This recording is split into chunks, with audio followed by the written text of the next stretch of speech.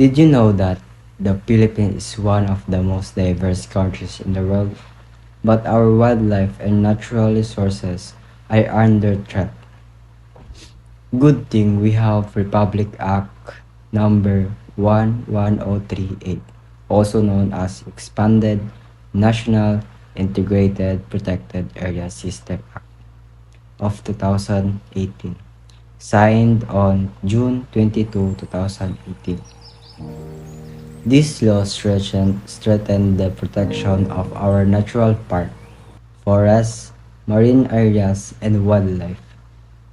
It expanded the original NIPAS Act of 1992 to cover more areas in the country. Under RA 11038, biodiversity means the variety of life, plants, animals, and ecosystem, whether on land or in water. Wildlife refers to wild plants and animals in all stages of life. There are different classifications of species. There are endemic species, exotic species, invasive alien species, and protected species.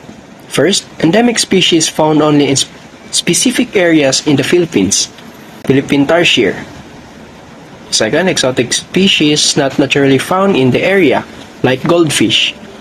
Invasive alien species introduced species that harm native plants and animals, which is golden apple snail. And lastly, protected species, species protected under Philippine and international laws, just like Philippine eagle and pawikan.